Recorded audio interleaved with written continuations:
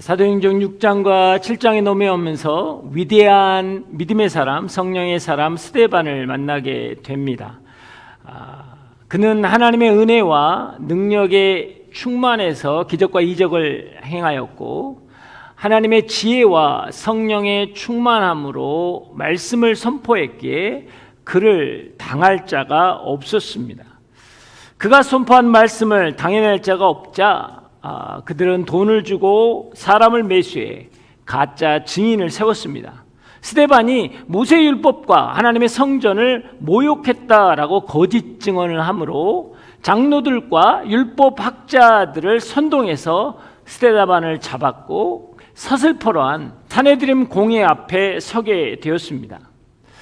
거짓 증언으로 온갖 모함과 비방을 받아서 법정에 선 사네드림 공회의원들은 분노의 시선으로 그를 보고 있었고, 스데반은 그들 앞에 서 있었습니다. 그런데 놀라운 것은 스데반의 얼굴이 마치 천사의 얼굴처럼 보였다라는 것입니다. 하나님의 손길이 그를 붙잡고 있었기 때문에 마음의 평안함과 담대함을 빼앗기지 않았고, 경관 반석에 든든하게 서 있었기 때문에 그는 요동치 않았다라는 것이죠. 그런 상황 가운데서 오늘 7장이 이어지고 있습니다. 7장에는 그 고소에 대한 변론이기도 하면서 긴 60절의 말씀을 통해 스데반의 설교가 선포되고 있습니다. 스데반의 설교는 이스라엘 역사를 통틀어서 말씀을 하고 있습니다. 하나님이 아브라함을 택하셔서 부르셔서 언약으로 세우셨고, 요셉을 총리로 세워서 야곱의 75명의 가족을 애굽으로 인도해내 큰 민족을 이루게 하셨다라는 것입니다. 모세를 택하셔서 이스라엘 백성을 출애굽시키시고 하나님의 놀라운 역사 가운데, 약속의 땅 가운데 들어가게 하셨다라는 거예요. 그들이 광야 생활을 할 때 하나님이 친히 성막을 짓게 하시고 그들 가운데 함께 하심으로 40년 광야 생활을 함께 하셨습니다. 하나님의 은혜를 누렸던 다윗은 하나님의 처소를 짓기 원하였지만, 하나님은 다윗의 아들 솔로몬을 통해서 그 성전을 짓도록 허락하십니다. 그리고 이사야서 66장 1절과 2절을 인용하면서 주께서 말씀하시기를 하늘이 내 보좌이고 땅이 내 발판이다. 그런데 너희가 나를 위해 무슨 집을 짓겠느냐? 이 모든 것을 다 내 손으로 만들지 않았느냐? 라는 설교의 말씀들을 계속 이어갔습니다. 스데반은 그들에게 이야기하고 싶었던 것이 있었습니다. 하나님께서는 아브라함을 갈대아 우르로에서 불러내실 때도 동행하셨다라는 것입니다. 이삭과 야곱의 삶 가운데도 동행하셨고, 요셉이 노예로 팔려가서 그의 인생이 힘들고 어려울 때도, 총리가 되었을 때도 하나님은 함께 하셨다라는 거예요. 그리고 이스라엘 백성들과 함께 성막으로 함께 하셨고, 여호수아와 다윗과 솔로몬과 함께 하셨다라는 것입니다. 우리의 인생 가운데 항상 동행하는 하나님, 그 하나님이 우리의 하나님이라는 거예요. 그런데 유대인들은 그릇된 성전관을 가지고 있었다라는 거예요. 한정된 공간 안에, 그 성전 안에 하나님을 가둬놓고 자신들이 필요할 때 찾아가는 것으로 그쳤다라는 것이죠. 결국 신앙과 삶이 따로 노는 이중 신앙생활을 하고 있었다라는 것입니다. 그런 모습을 보고 스데반은 사도행전 7장 51절에서 53절까지 이렇게 결론을 내립니다. 다 함께 읽겠습니다. 시작. 목이 곧고 마음과 귀가 꽉 막힌 사람들이여, 당신들도 여러분의 조상처럼 계속해서 성령을 거역하고 있습니다. 당신들의 조상이 빗박하지 않은 예언자가 있습니까? 그들은 심지어 의인을 올 것을 예언한 사람들을 죽였고, 이제는 당신들도 그 의인을 배반하고 죽였습니다. 당신들은 천사들이 전해준 율법을 받았으면서도 그것을 지키지 않았습니다. 당신들은 과거 선조처럼 목이 곧고 마음과 귀가 막혀 있다라는 거예요. 마음이 강팍해지고 완고해져서 자신의 의와 생각으로 가득 차서 하나님께 먹이를 숙이지 않았다라는 거죠. 성령을 거역하는 백성들이 되었다라고 오늘 스데반이 지적하고 있는 것입니다. 하나님은 이스라엘 백성을 사랑하셔서 율법을 주셨는데 그들은 율법을 지키지 않았다라는 거예요. 하나님이 보내신 예언자를 핍박하고 죽였다라고 오늘 이야기하고 있는 것입니다. 여러분, 이스라엘 백성은요, 선택된 백성이다라고 해서 아브라함의 자손이라는 자긍심이 있어서 그들은 할례를 행했습니다. 그들에게 있어서 할례는요, 아브라함의 자손이라는 긍지였습니다. 하나님께서 말씀을 주신 특별한 백성이다라고 생각했기 때문에 그들은 율법을요, 신주단지 모시듯 했었습니다. 그리고 하나님의 임재가 있는 성전이 우리에게 있다라고 해서 선민의식이 굉장히 강했던 민족입니다. 그런데 안타까운 것이 뭔지 아십니까?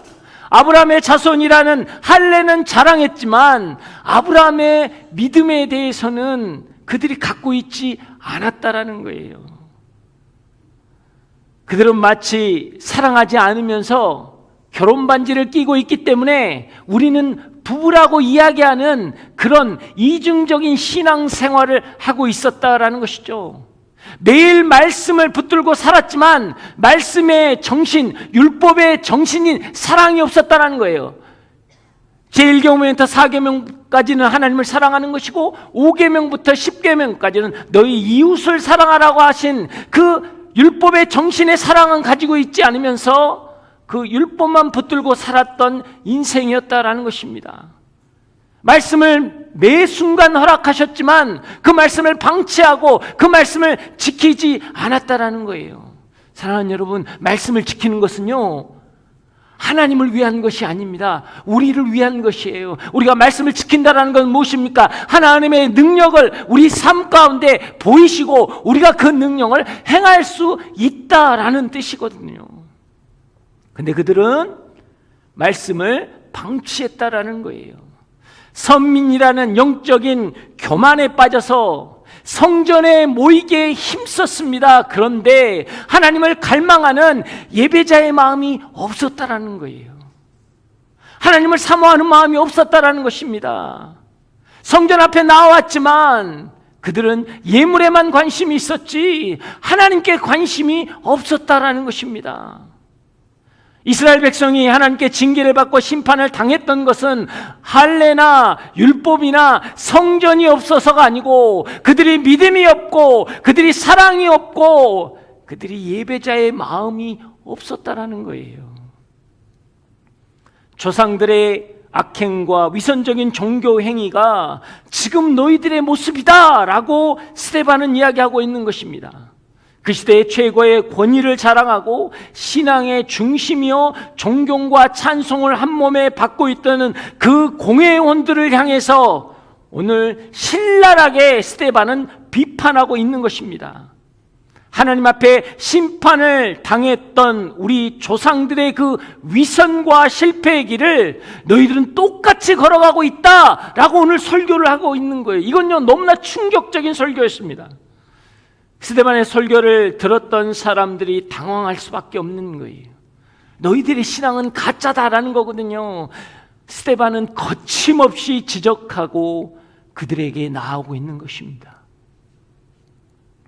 사랑하는 여러분, 순례자의 길을 걷는 사람은 내가 하고 싶은 말을 하는 것이 아니라 내가 해야 할 말을 하는 거예요.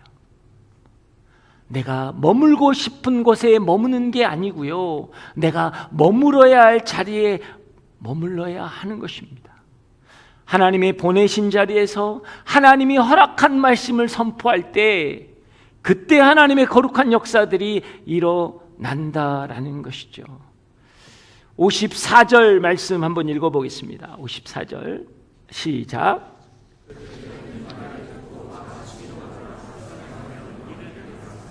자, 그들은 말을 듣고 분노하며 이를 갈았다라고 이야기합니다. 그것은 무엇이냐? 그들이 마음에 찔렸다라는 거예요. 개역개정에는 그들이 마음이 찔러서 이를 갈았다라고 이야기하고 있습니다. 사도행전 2장에 보면 이 마음에 찔렸다라는 사람들이 나옵니다. 베드로가 그들에게 나와서 이야기합니다. 예수 그리스도가 십자가에 죽으셨고 부활하셨다. 근데 그를 죽인 자가 바로 너희다라고 선포할 때 그들이 마음이 찔렸다라고 합니다. 그래서 그들이 가슴을 치기 시작하죠. 내가 어떻게 했으면 좋겠는가? 라고 그들이 이야기할 때 주 예수를 믿으라 라고 선포를 했고, 그들은 그 예수님을 믿고 세례를 받았던 사건이 있습니다.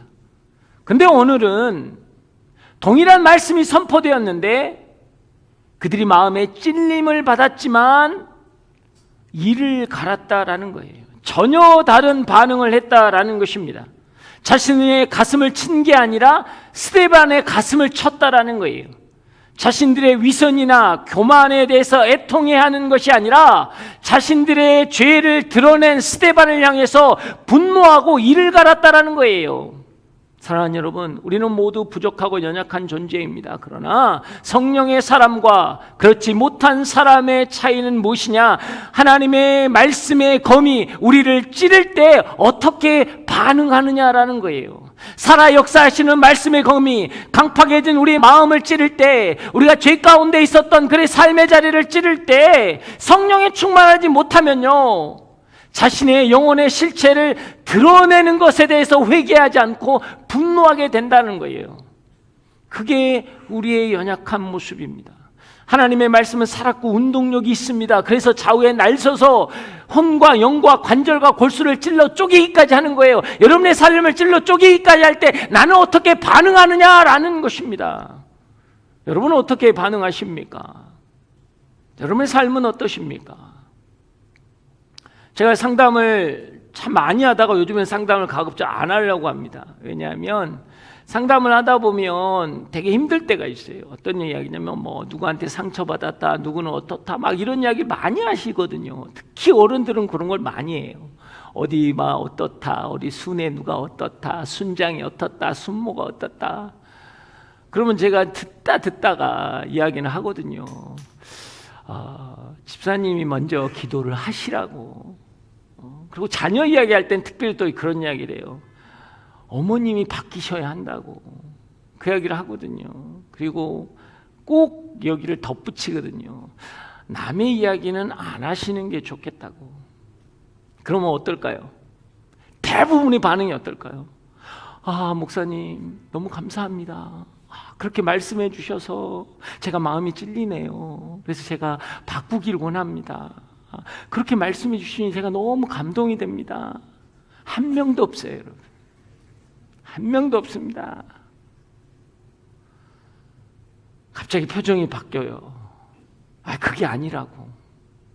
그리고 돌아가세요. 그냥 가시는데 들리는 소문에 의하면 그럴 줄 몰랐다고, 상처받았다고, 지는 얼마나 대단하냐고.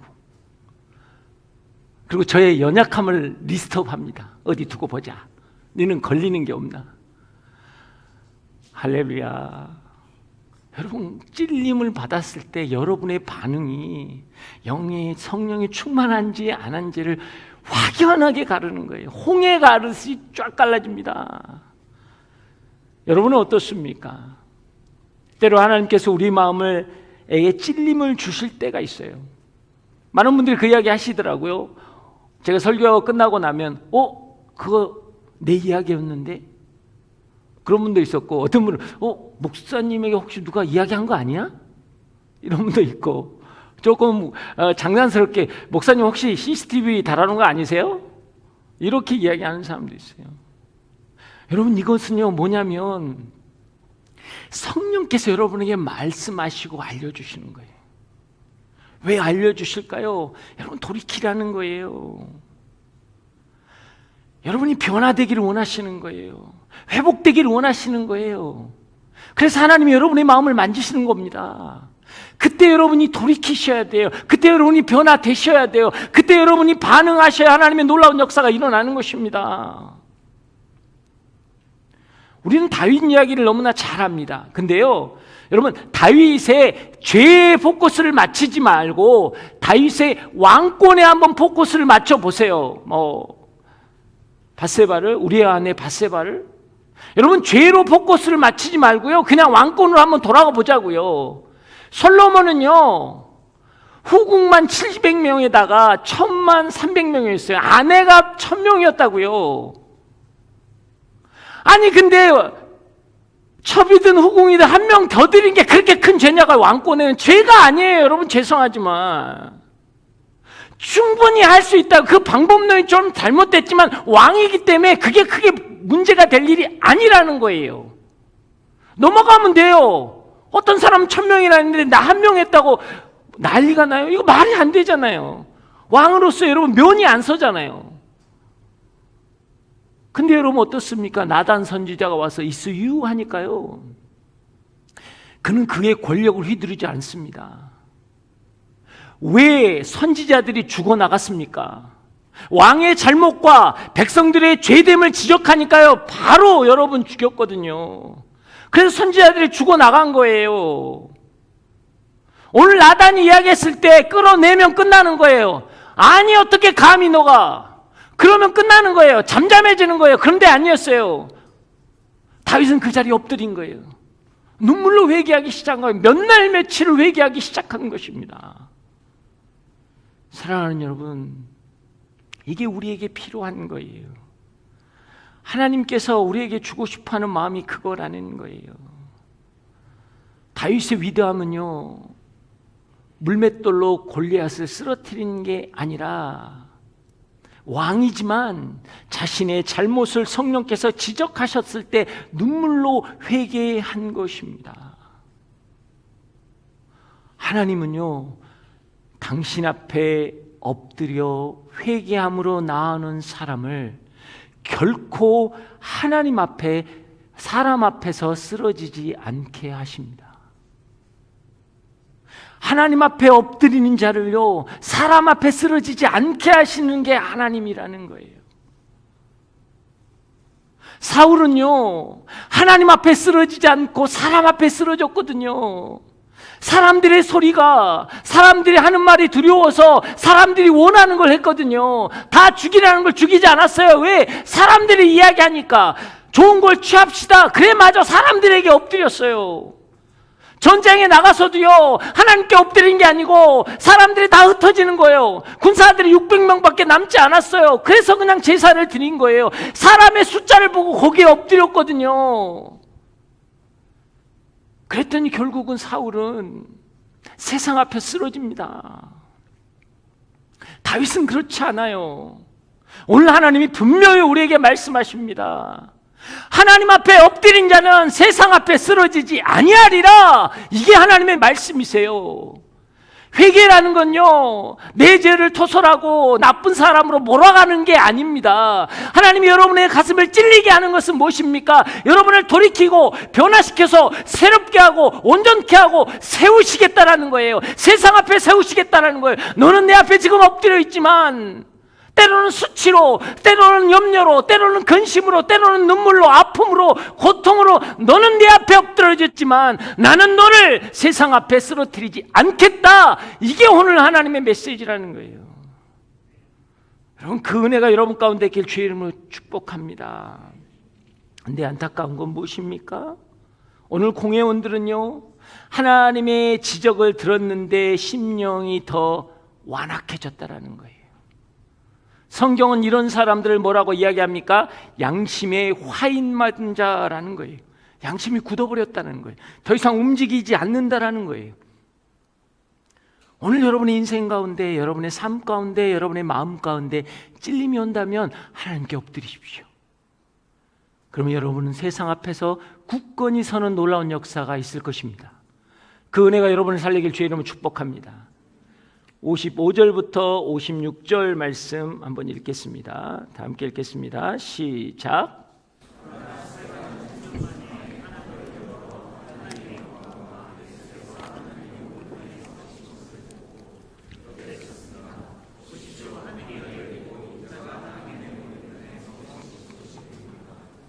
자, 지금 이 상황은 스데반에게 최악의 상황입니다. 가짜 증인들의 거짓된 모함으로 궁지에 몰려 있는 거예요. 공회원들은 이미 예수님을 십자가에 죽였던 사람들이기 때문에 여러분 못할 일이 없습니다. 그 사람들이 마음만 먹으면 한 사람 죽이는 건 아무것도 아닙니다. 그리고 누구도 지금 스데반을 옹호하거나 변론해 주는 사람이 없습니다. 그런데 이런 상황 가운데서 스데반은 땅을 보지 않고 여러분 하늘을 보았다라는 것입니다.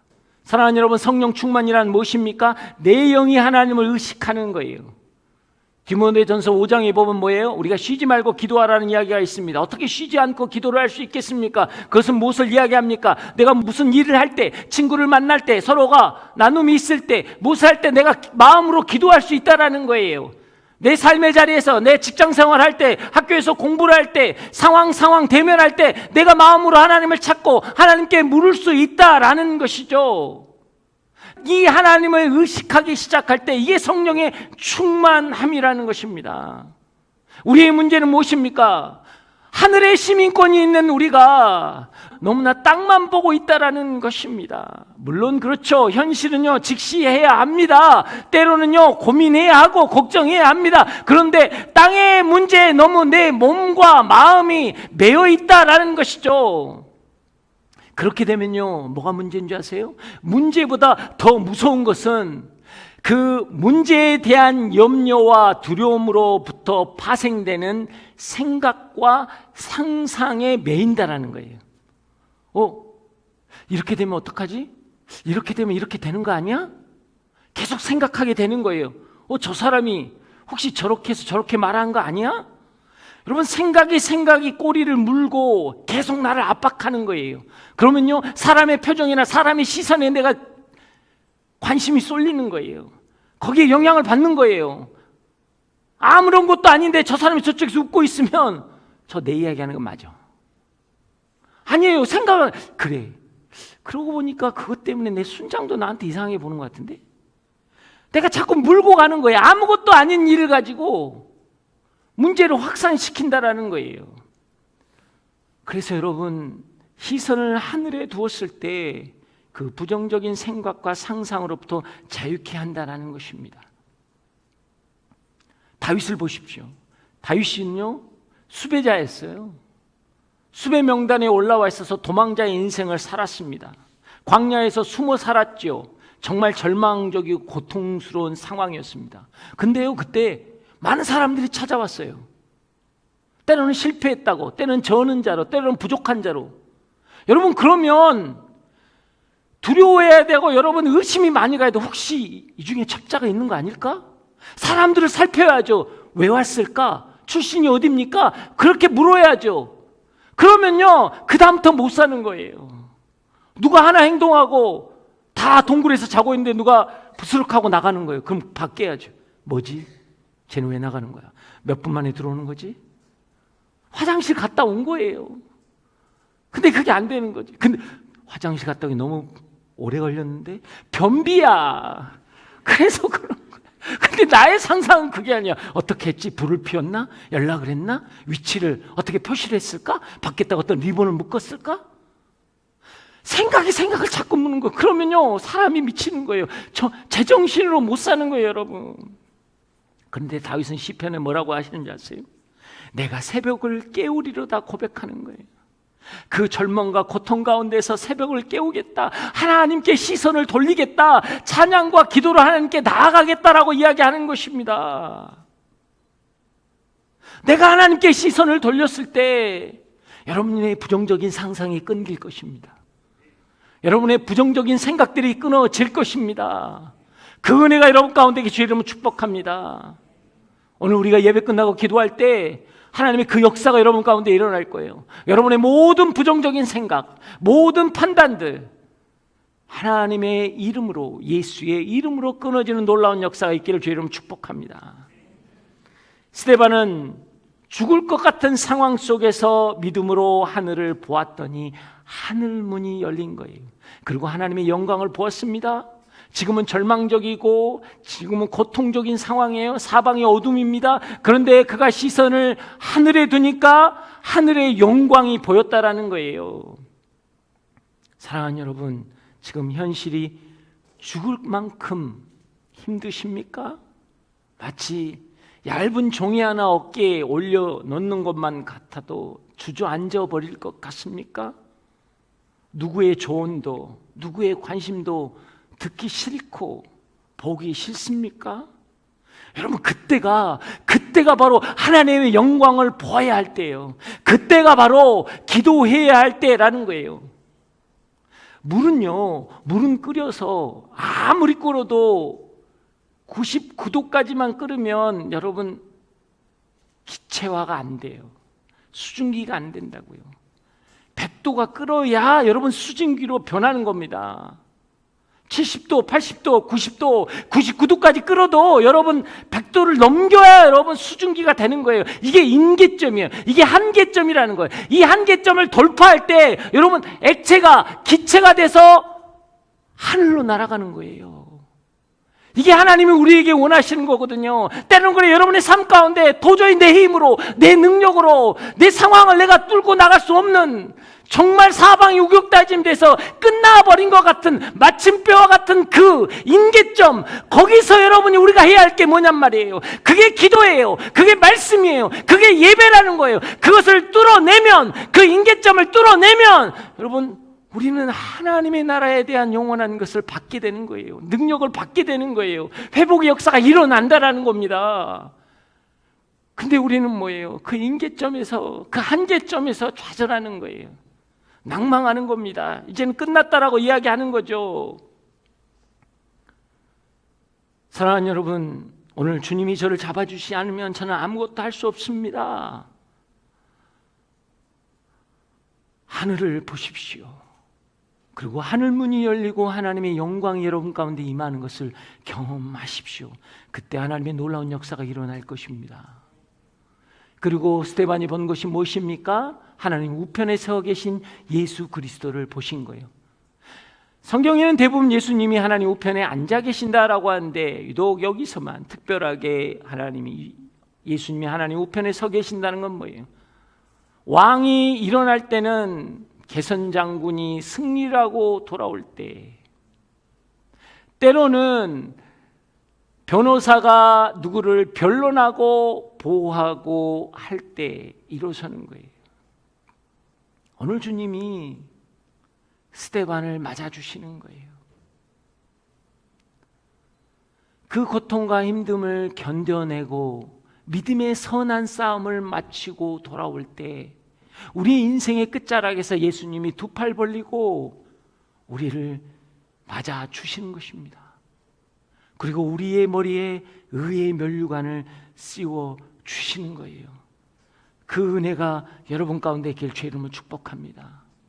그래서 디모데후서 2장 7절과 8절에서는 이렇게 이야기합니다. 나는 선한 싸움을 싸우고 나의 달려갈 길을 마치고 믿음을 지켰으니 이제 후로는 나를 위하여 의의 면류관이 예배되었으므로 주 곧 의로운 재판장이 그날에 내게 주신 것이며 내게만 주는 것이 아니라 주를 나타내는 사모하는 모든 자에게도 주시리라 라고 말씀하시는 거예요.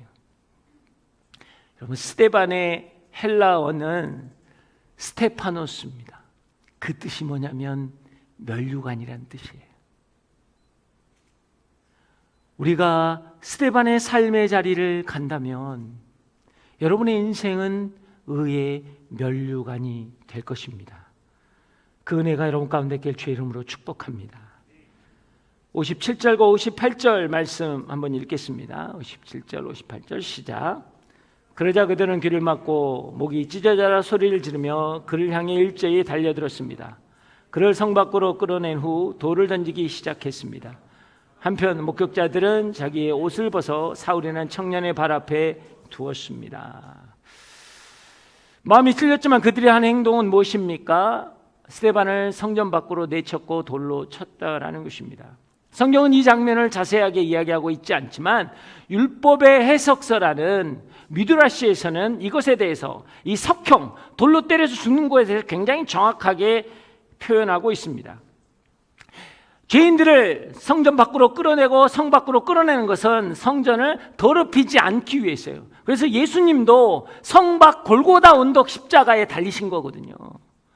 자, 죄인을 성 밖으로 끊어냅니다. 그리고 조롱하고 비난합니다. 그 다음에 어떻게 하냐면 첫 번째 증인, 거짓 증인을 세웠잖아요. 첫 번째 증인이 나와서 그 왼손으로 그 머리를 잡고 오른손으로 돌을 들어서 정술의 이마를 찍는 거예요. 그러면서 너가 이런 죄를 지었다라고 하면서 머리를 찍는 거예요. 그러면 머리가 깨져서 쓰러지면 두 번째 증인이 나와서 또 그 가슴에 돌을 때리는 거예요.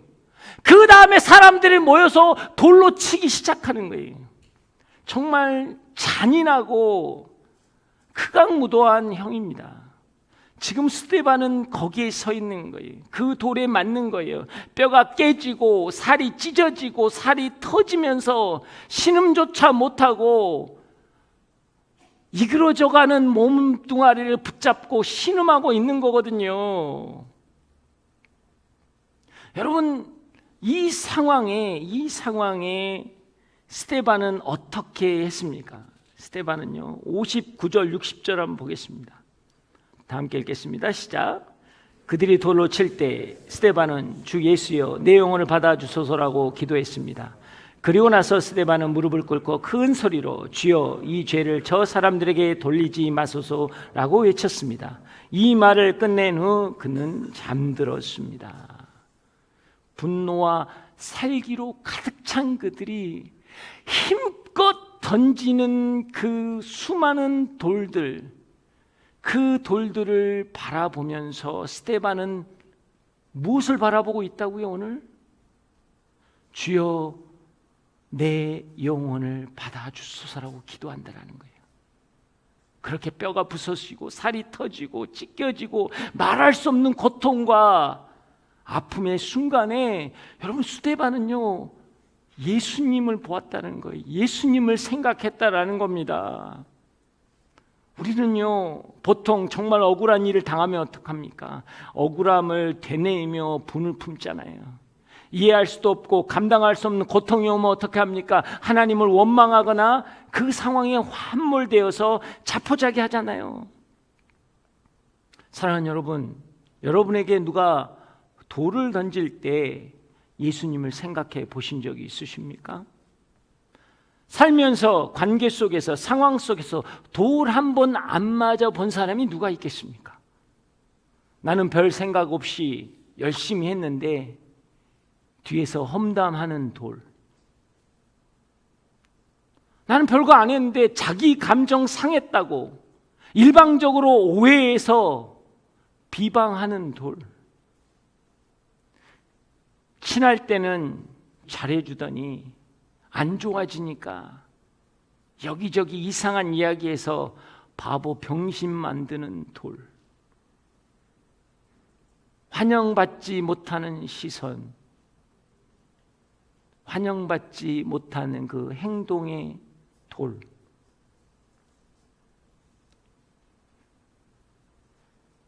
저는 사실 그 돌을 맞을 때 돌을 던지는 사람을 보았지 예수님을 보지 못했습니다. 예수님을 생각하지 못했습니다. 그런데 오늘 스데반은요, 돌에 맞아 고통스럽게 죽어가는 그 순간도 하나님을 생각했다라는 거예요. 사람을 묵상하지 않고요, 주님을 묵상했다라는 거예요. 하나님을 묵상했다라는 겁니다. 사랑하는 여러분, 여러분 힘들고 또 외롭고 고통스럽고 그 상황에 대해서 너무나 억울하다고 할지라도 사람을 묵상하지 마세요. 환경과 상황을 묵상하지 마십시오. 주님을 생각하십시오. 여러분, 이게 큐티라는 거예요. 우리의 삶의 현장에서 누가 어떤 상황이 나에게 돌을 던지고 고통스럽게 할 때 사람을 묵상하지 않고 주님을 묵상하는 것, 주님께 내 상한 영혼을, 내 찢긴 영혼을 올려드리는 것, 여러분, 이게 큐티라는 거예요. 그때 예수님의 영이 임하는 거예요. 그때 비로소 예수의 영이 임한다라는 것입니다. 스데반에게 주의 영이 임하자 자신에게 돌을 던지는 사람들에게 저들에게 벌을 내리소서 저들의 부정함을 드러내소서라고 기도하지 않고요, 주여 이 죄를 저 사람들에게 돌리지 마옵소서라고 말을 했다라는 거예요. 이건요, 사람이 할 수 있는 말이 아닙니다. 이 고백은 여러분 십자가를 지었던 예수 그리스도께서 하신 말씀이잖아요. 주의 영이 임할 때 스데반의 이 고백이 나오는 거예요. 우리가 어떻게 원수를 사랑하겠습니까? 우리가 이 억울함에 대해서 어떻게 남에게 말 못하고 내가 그냥 내 안에 품고 용서하고 살 수 있겠냐고. 우리는 연약해요. 저도 안 되더라고요. 잠이 안 오는 거예요. 억울해서 잠이 안 오고 분해서 잠이 안 오고, 그게 우리의 삶이에요. 우리의 인생이에요. 근데 그때 말씀 앞에서 주님을 생각하면, 말씀 앞에서 하나님을 생각하면 주의 영이 나에게 임하는 것이고, 하나님 저렇게 악하지만 그 죄를 저 사람에게 돌리지 마옵소서 라는 기도를 할 수 있는 것입니다. 왜요? 주의 영은 생명이고, 주의 영은 능력이고, 주의 영은 역사함이 크기 때문입니다. 오늘 주의 영이 여러분 가운데 임하길 주의 이름 축복합니다. 여러분의 가정을 보십시오. 가정은 어떻습니까? 부부관계를 보면 너무나 재밌는군요. 아내는 그렇게 이야기합니다. 내가 참고 살아온 인생이 억울하다고. 그 남편은 뭐라고 그래요? 나는 죽으라고 자식들과 가정을 위해서 일한 죄밖에 없다고 이야기하는 거예요. 도대체 누구 잘못이냐고. 서로 용납이 안 돼요. 자녀는 어떤가요? 부모가 자녀에게 이야기합니다. 다 너 잘 되라고, 나 그런 거라고. 근데 설상 보면요, 당신들의 바람에 대한 희망 고문이에요, 사실. 그래서 그 희망 고문을 받은 자녀들은 뭐라고 합니까? 받을 거 다 받았는데도 뭐예요? 사랑받지 못했다고, 상처받았다고 반항하는 거예요. 마치 그건 뭐냐면요, 가해자는 없는 피해자만 있는 교도소 같아요. 다 피해자예요. 나도 피해자고 너도 피해자고. 이걸 해결하는 방법은 뭡니까? 왜 이럴까요? 주의 영이 없기 때문이에요. 주의 영이 임하면 우리는 용서할 수 있는 겁니다. 용서하지 못할 자가 없는 거예요. 오늘 스데반의 순교 장면을 보면서 우리가 깨달아야 할 게 그거라는 거예요. 사랑하는 여러분, 순교라는 단어에 민감하지 마십시오. 여러분, 요한계시록에 보면요, 종말론적인 상황을 말씀하시면서 거기에 나오는 모든 믿음의 신앙인들은 다 순교합니다. 결국 우리는 인생은요, 순교의 길을 걸어갈 것입니다. 그렇지만 여러분, 순교자의 삶이 중요한 거예요. 순교자의 삶은요, 여러분 사도행전 1장부터 5장까지 나오는 세상에 있지만 세상에 속하지 않았고 세상 사람과 다른 삶을 살았어요. 자기 것을 자기 것으로 여기지 않고 모든 것을 나눴고, 필요한 자들이 갖고 고통과 고난 가운데 있을 때 그들은 담대하게 함께 기도하며 찬양하며 넉넉히 이겨냈고 말씀을 증거하는데 게을리지 않았던 그 사람들, 세상과는 다른 기쁨, 세상과는 다른 의미의 인생관을 가졌던 것, 이 인생의 삶의 길, 이것이 여러분 뭐예요? 순교자의 삶이라는 거예요. 이 순교자의 삶이 없이 우리는 뭐라고 이야기합니까? 순교를, 어떤 믿음을 선택해야 될 어떤 기로에 서서 어쩌다가 돌에 맞아 죽은 걸로 생각한다는 게, 이건 순교자가 아니에요, 여러분. 순교자의 삶은 무엇입니까? 우리의 인생의 방향성과 삶을 살아가는 내용이 순례자의 길을 걸어갔을 때, 남과 다른 길을 걸어갔을 때, 그 길에서 내가 순교자의 삶을 살 때, 세상의 가치관에 따라가지 않고, 세상의 어떤 이념이나 세상의 어떤 논리 앞에 흔들리지 않고, 오직 말씀 앞에서 내가 살아내었던 것들, 세상은 우리에게 그렇게 이야기하죠. 그거는 바보스러운 일이다. 굳이 그렇게 너만 그렇게 튈 필요가 있겠냐. 그냥 적당하게 유연성 있게 살아라 라고 하는 그 사람들 앞에서 무식하리만큼 정직하게 겸손하게 나의 갈 길을 갔을 때, 그 순교자적인 삶을 살아낼 때 여러분, 순교는 일어나는 거거든요. 근데 우리는 자꾸 뭐예요? 순교라는 단어에 포커스를 맞췄다고요. 아니에요, 여러분. 여러분이 지금 순교자의 삶을 살고 있느냐라는 거예요.